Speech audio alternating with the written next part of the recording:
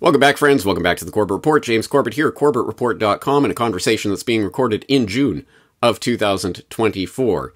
And this is Solutions Watch, and today we're going to be talking to a guest that you will know quite well. Of course, I'm talking about Teace Snyder, who you will remember from Corbett Report Radio number 104 back in 2012, where we talked to Teace Snyder about his independent film called Blindfold, about the metaphorical struggle of one family to remove the 9/11 blindfold from the face of the American public. Well, an interesting film, and if you don't remember that conversation, of course I'll put the link in the show notes so you can go back and re-listen to that and watch Blindfold, which is still up on Vimeo, I note.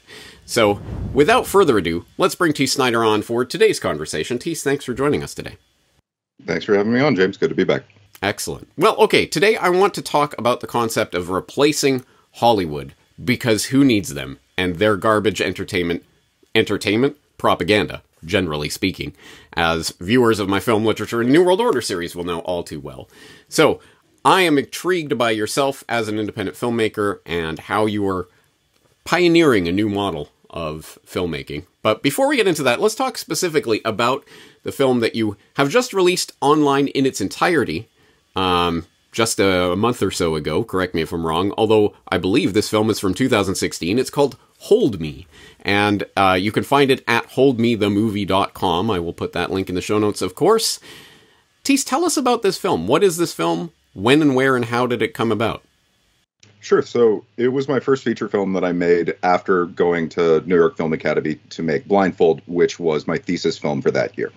And the program that I was in at New York Film Academy was built as a 2-year program, but the second year, you're basically just make a feature film. So I'm like, all right, I'd rather just make a feature film for myself based on what I've learned here. So I went back home and started writing the script for that. The idea came out of, I was basically spooning with my girlfriend at the time, and I had a vivid picture from an anthropology textbook of two people who during their last moment together had been holding each other when they were buried by volcanic ash. And I thought how beautiful of an idea that would be to make into a film. And so I knew the actress, Hannah Fearman, who ended up playing the lead in the film because she was dating my then best friend, Axel, who had also been the director of photography on Blindfold. So it was one of those things where a lot of the time when you're an actor, or director, or producer coming out of film school, you meet other people who are in essence equally inclined to make a shot at the entertainment industry. And at that point in time, you don't necessarily realize that it's actually a much more controlled mechanism that is built to obscure your ascension and make it so that you stay on a bottom feeder who has to bend a knee at the decree of the people who created that kind of institution. And so it was a film that I was able to make while also working in kitchens and working in construction. And it took me about 5 years and $100,000 personally to be able to do it. But I stand by the film that I made. And the reason that it's out now as opposed to in 2016, that's when it first came out on Apple, iTunes, and that kind of thing. I've since sent them a notification that I would like it removed. They will not respond to me. So I put it up on YouTube because it's an easy and accessible thing for normies. And I'm all like, hey, let's use this film as a catalyst for a deeper conversation. Intriguing. All right, for people who haven't seen the film yet, I'm going to ask them to stop this conversation and watch the film, because why not? And once you do so, you will see, as I think, this is by far the best looking $100,000 movie I have ever seen in my life. It looks fantastic, great sound, which is something that is often neglected in independent film. No, it's a very, very professional production. How on earth did you manage to pull that off?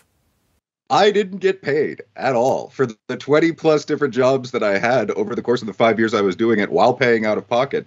And I also had friends and family just working as not a collective, but in essence, you get your marching orders. You know what you need to do. The family that wasn't housing the home in which the film was shot was housing actors who were flown in for the shoot. So it's one of those things where everybody, all hands on deck, pools their resources to try and accomplish something that doesn't look like an independent, garbage film, but instead it's, no, we really have to actually execute on that level that people expect.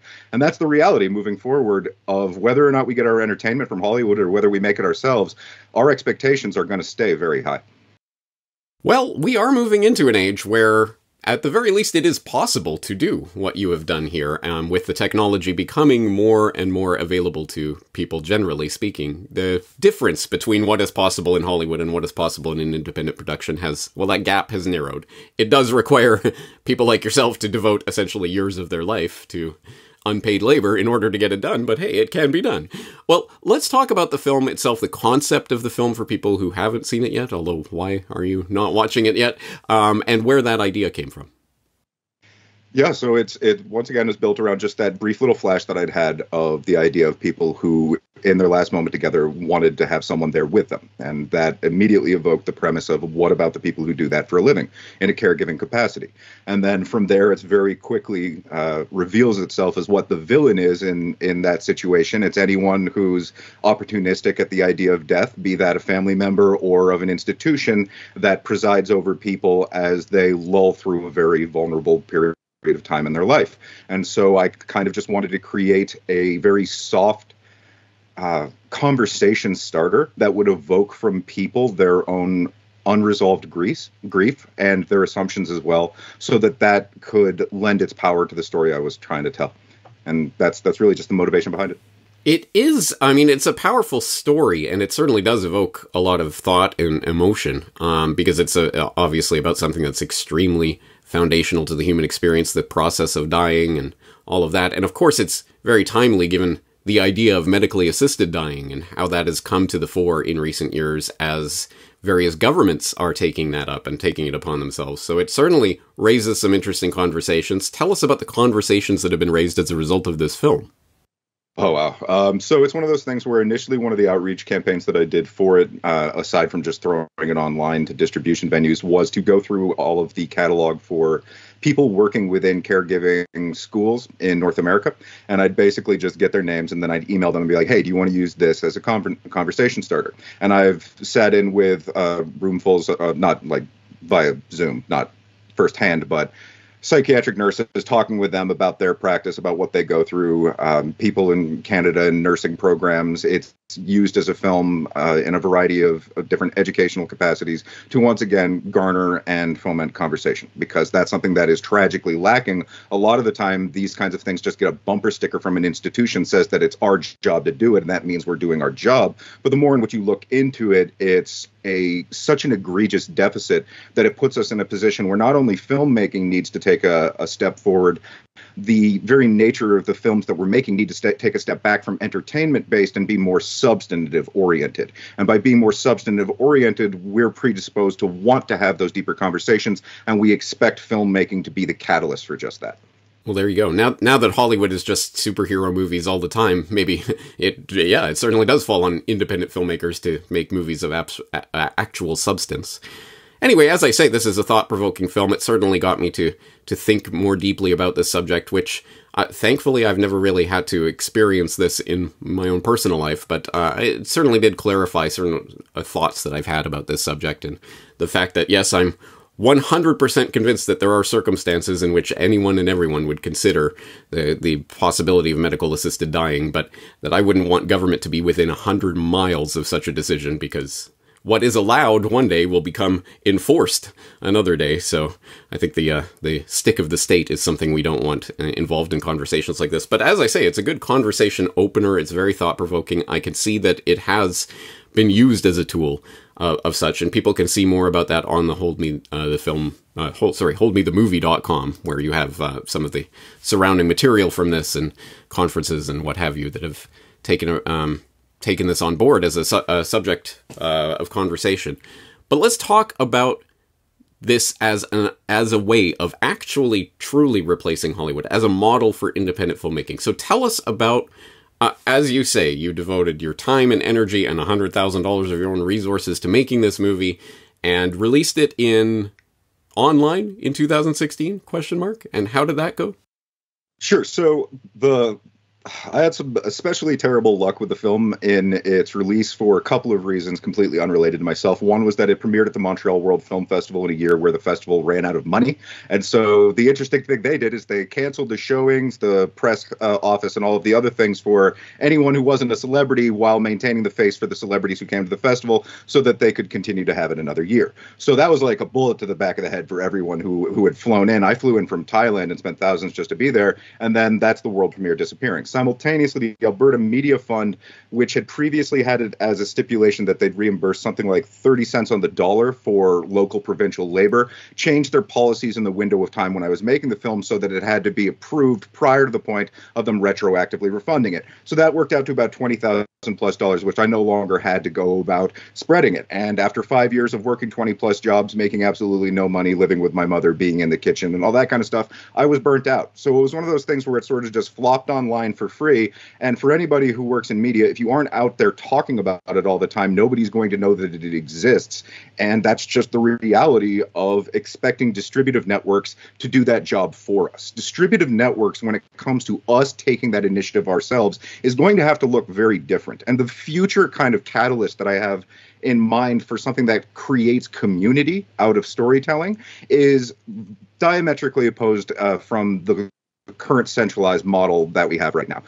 So it would basically be decentralized filmmaking. And decentralized filmmaking is very similar to the film school that I went to, which is a hands-on approach. The very first week that you're there, they put a camera from World War II in your hands and they say, go make a movie with it. And it doesn't matter if you don't know how to do that yet. You learn in the process of doing it. Now, you can take that same basic premise and only instead of a World War II camera, which I wouldn't recommend, I'd give a kid an iPhone and say, hey, go make a movie with this. And then they can come back, having made that with their friends. They'll have acquired skill sets, potentially done some research to tell that story. All of a sudden, that is a community that is invested in the idea of creating something. And every time that you create something, you learn from your creation so that you're able to better do it again.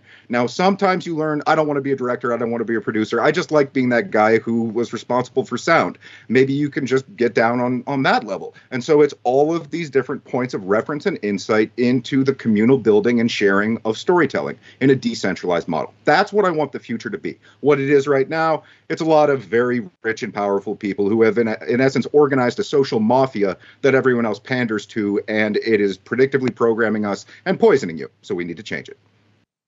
Well, it strikes me that there's sort of two aspects to the community that you're talking about, because there's certainly the creators themselves that need that form of community to have the ability to foster their talents and to grow and to learn and what have you. But there's also the distribution side of it, and there's the community of people who will support the work of independent filmmakers or not support it.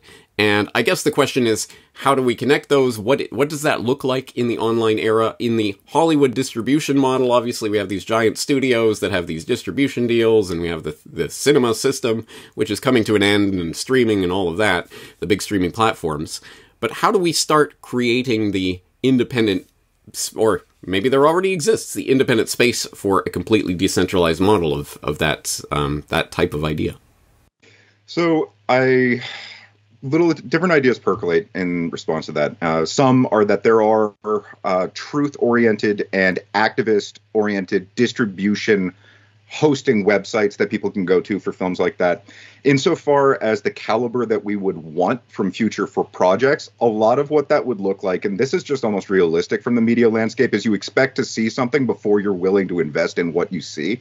That unfortunately puts people in the chair of having to take on that expense firsthand, or having gone through the iterative process of refining their own skill set to then have something to show for it.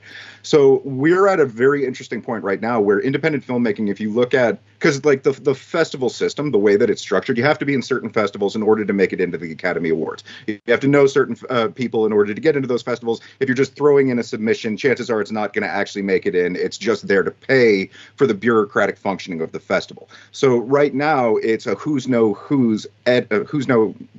etiquette of introduction to a system that really isn't going to do anything other than take your money. What we have right now sort of burgeoning in the alternative community is a conversational forum. We understand that we want real stories that talk about reality in a mature and substantive manner to facilitate the expansion of very, very needed conversations that break the mold of a very, very broken system that will not let us go. It's almost like we feel like we're backed in, and we need to get those stories out. That's always been the significance of the lens of the creative storytelling medium, is that it allows us to broach conversations that feel too terrifying to enter into in reality. And a lot of the people feel that right now. It's almost like they keep expecting that movie to come out of Hollywood, but it isn't. It comes out of you knowing the people that you listen to for independent news and having the courage to invest in and participate in their creations moving forward into a different paradigm. Because it's difficult enough for people who are filmmakers to take on that and like all of those different work burdens, let alone the financial side of that. And it's scary for people who participate in conversations like this, because you don't just want your money to disappear. You want that movie to get made. You want those stories to be told. And so it's in a lot of ways something where the infrastructure is already there. And in a lot of ways, it's something that it will be built as that future emerges. It seems to me that there needs to be a reputation system, I guess, for independent filmmaking. I mean, people will eventually come to know, oh, Teace Snyder, he does, I loved Blindfold, I loved Hold Me, those were great films, I will support what he's going to do next. And that essentially should be, I think, it should be some sort of reputation-based model as a way of connecting audiences to filmmakers, because that is the way that it's a meritocracy there, as opposed to who you know. The question then is, how do you create, or how do you build a platform that will spotlight the new people who are coming up so that they can build a reputation? I guess the distribution side of it is, to a certain extent, solved, because obviously we're not, I'm assuming we're not talking about the theaters and people going to the movies per se. We're talking about online distribution generally, and that's solved. Hey, we have all these platforms, not just YouTube, but also BitChute and Odyssey and what have you, a million platforms where people can distribute films for free, effortlessly, to anyone all around the world, anytime they want it. Question is, how do you monetize that? How do you actually get something back from that investment? I'm open to any suggestions you may have along these lines. How do we build a platform that will help people to build their reputation in the independent film space? So you're exactly spot on that. In essence, what we need isn't distribution, it's curation. And the curation of the products is that which then brings people in so that they become the mechanism of distribution. Their enthusiasm about, no, seriously, this is a really great film and you do need to watch it. That's how most movies get watched. It's if someone else talks about it with that kind of enthusiasm and seeing it as that important. It is the catalyst for public conversation and bringing it back to a point where we're the creators of it. Yeah, it would have to be reputation based, and that could automatically extend itself almost in a way in which every person, because like the documentaries you've made, I think they're wonderful. Those are seminally important advancements in understanding and also the creative process behind the lens of what Brock has offered to your show. That right there is, would you invest in a larger project that Corbett wants to make? And the answer would be yes. To a certain extent, you would be able to crowdfund that. Another example of something like that would be Derek Bro's and Pyramid of Power series that he's done. That's another example. He crowdfunds it. It takes a lot to edit. People don't realize this, but if you're going to be editing for a long time, the resources of acquiring that footage, stitching it together, making it seamless, and presenting it to other people in a way which they don't feel accosted as if any thread has been left out of the recipe, that's an arduous endeavor. And so right now we almost have just like the burgeoning kind of buds of what can become a fruitful garden. It's just basically us championing the courage to say, I want to create something. And then understanding that extends for years, and then having the people who are currently a part of this process be there even in the long stretches of time where it seems like there's very little there, because that's a part of the creative process, is the time that goes into making it. You raised some very important points there, one of which is that, yes, I believe I absolutely could crowdfund some sort of documentary project or something that I wanted to do, because over 17 years I have built up a reputation, I have built up an audience. But one of the ways I was able to do that is that the type of content that content, what a horrible word, but the type of material that I'm producing, the media I'm producing on a regular basis, it is possible for me to get out 3, 4, 5 productions a week, which obviously independent filmmakers probably aren't going to be producing 3, 4, 5 different independent films a week, obviously. It's just going to be a much greater expenditure of effort that's going to result in one or 2 productions a year or something like that. It's by its nature very different. And that makes me wonder if the nature of this independent filmmaking community that we're trying to foster might, in a way, dictate the content. Would it make more sense for independent filmmakers to create short films that could be more easily turned around, as it were? And would that start to affect the form that people are expecting? Because, of course, we are expecting a 90 to 120 minute feature film to look a certain way and what have you. Maybe this will start to change our expectations of what is possible, and then that reputation system, once someone has reached a certain level, then he's going to be making the feature films that people will support. I don't know. I'm just throwing stuff at the wall here, but this is where my mind goes with this. No. You're correctly identifying I guess it's kind of a formal structuring by which people gone about traversing filmmaking previously, which is that you start by making a short. Because once you get up to the point of making a feature, you can't mess up any of it because it all goes into the same movie. So you actually really have to be on top of it and doing it well. There used to be that there's no real market for short films in the sense of getting them out there other than the festival circuit. And that's really just like a resume piece to make more complicated films later on. But at the exact same time, what's been emerging in the digital environment in that period is TikTokers, people doing skits, people who are doing that sort of thing. So, well, wait a minute, this isn't actually the length that's the determinant of the merits. It's, are the merits in and of themselves worth it? And that brings it back to a communal forum of creation that I was alluding to before, where if people are just starting to get into short films, making them together, sharing them with each other, then that can change the landscape of what we want from media. And all of a sudden, maybe we'll get really excited about a 15-minute documentary that goes into Ross Ulbricht and how he shouldn't have been railroaded and locked away for his life. And if we actually had a catalyst in an emotionally compelling way right now to draw attention to that conversation, would that be enough to automatically see some sort of significant change in the world? I'd contend yes. So it really is, once again, people just coming together and saying we need to be the synergistic emergence of real world solutions rather than expecting these broken institutions to create those solutions for us. You know, this is it. And it keeps going back to the fact that there needs to be not necessarily a singular platform, but some place where people can find and interact with this independent film, like, I don't know, screwhollywood.com or something, or whatever it is. And, people will be able to see, here's a bunch of new short films that have been posted. Here's a feature film project, and here's the test footage for it or trailer for it, and you can crowdfund it. There needs to be that sort of thing. Have you seen anything along those lines coming up in recent years? Not in recent years. Previously, there was one where Blindfold was hosted on a website where it's like activism-oriented filmmaking, and that was the basis for what it was showing off. I don't recall that website. But it's one of those things where there's like a curvature to people's excitement about a project relative to how much work it actually takes to do a project. So automatically, you're going to have all of these volunteers. I want to make this movie about this subject. I'll put this in that. And then very quickly drag on the years, and very few of those people are still there, and they're still sticking it out. So yeah, it's one of those things where a lot of the time the people who have actually done the work and have proven that that's something that they're good at and are willing to go out there and do again as it pertains to the subject, that's most important. I would love it if there were some sort of reliable curation, distribution sort of centrifuge by which we can collect those and then distribute those conversations. It's really important. Okay, well then let's bring it back to Hold Me. As I say, you've released the full film on YouTube. People can go watch it for free right now, but they are encouraged to purchase a ticket if they like the production. How do they go about doing that, and what does that look like?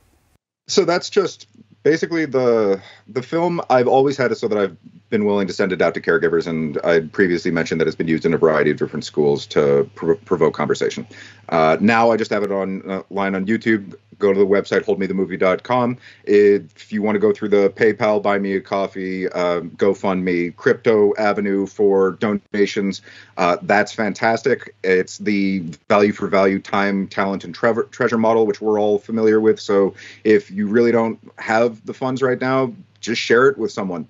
And given that it connects to communities like myself and James and people who have been investigating the darker side of the medical realities that are increasingly and forebodingly looming large over our lives, that can in and of itself be a way to reach out to people who can't handle those hard realities yet, but who can handle a fictional portrayal. So to be able to watch the film, go to holdmethemovie.com. You can buy a ticket, support it however you like. If you don't feel inclined to do that, you can share it, and you can use it as a conversation starter. Excellent. Well, I certainly hope that something comes of this, and I have a feeling there will be at least a few people in the audience who themselves would like to get into this or are themselves independent filmmakers that are struggling to find a way forward with this. I hope that this does inspire them. I hope it does get people at least thinking about, hey, I don't like the Hollywood propaganda crap that's being shoved down our throats, but I would like to support, a real independent filmmaker who's doing something different. So at any rate, I hope that at the very least, today's conversation sparks that conversation amongst people out there who are watching us. And at the very least, as I say, go watch the film. What does it hurt? It's a very well-made film. And let me give props to, you said Hannah Fierman? Fierman, yeah. Fierman. Excellent performance on what could be a very difficult thing to act, I could imagine. Not being an actor myself, but it's very well emoted. So, excellent performance, excellent production. I hope people will at least check that out and start to think about how they can start to apply this, how we could start supporting the independent filmmakers who are going to make the alternative to the crap that we don't want to watch. As I say, it always comes back down to us. We are going to be the solution to the problems that are out there. So I hope people will take this on board and support the work if you like it. I think we will leave today's conversation here for today. Obviously, I will direct people once again to holdmethemovie.com. That'll be in the show notes. Any other things you were involved in that you would like to tell people about?